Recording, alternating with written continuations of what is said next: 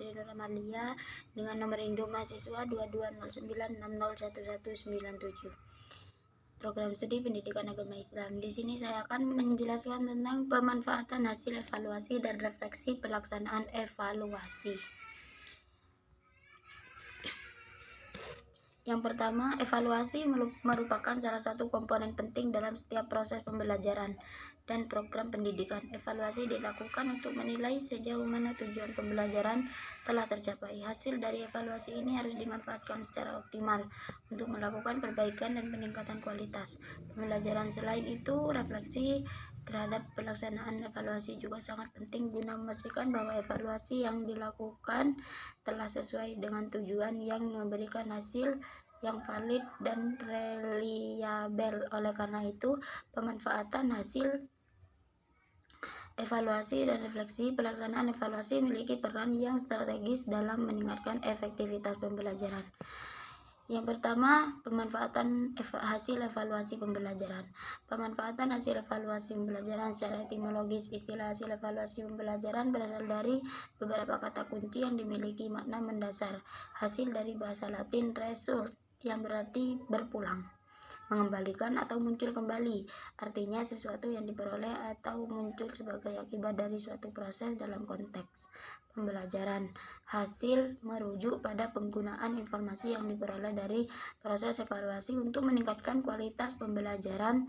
Merujuk pada informasi data atau penilaian yang diperoleh dari proses evaluasi yang dilakukan untuk mengukur pencapaian, pemahaman, dan keterampilan siswa dalam konteks pembelajaran. Hasil ini biasanya berupa angka, deskripsi, atau umpan balik yang mencerminkan sejauh mana siswa telah mencapai tujuan pembelajaran yang diterapkan. Tujuan hasil evaluasi pembelajaran adalah untuk memberikan gambaran yang jelas mengenai sejauh mana proses pembelajaran telah mencapai tujuan yang ditetapkan. Yang kedua, refleksi pelaksanaan evaluasi pembelajaran. Refleksi pelaksanaan evaluasi pembelajaran adalah proses merenungkan dan menganalisis pengalaman, hasil, dan praktik evaluasi yang telah dilakukan dalam konteks pembelajaran. Tujuannya adalah memahami efektivitas evaluasi, mengidentifikasi kekuatan dan kelemahan, serta merumuskan langkah-langkah perbaikan di masa depan. Berikut adalah beberapa aspek yang dapat diperhatikan dalam refleksi pelaksanaan.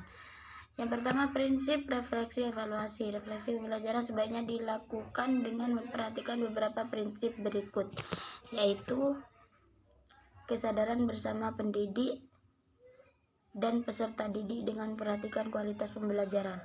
Yang kedua, penilaian oleh peserta didik dilakukan dengan kritis. Yang ketiga, penilaian dilaksanakan sejak awal pembelajaran sampai akhir pembelajaran.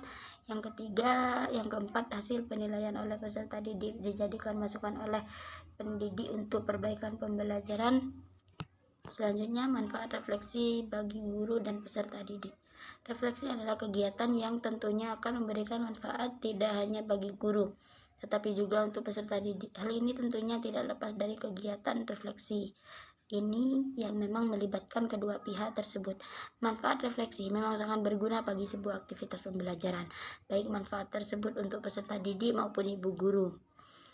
Berikut beberapa manfaat refleksi bagi guru dan peserta didik yang perlu dipahami.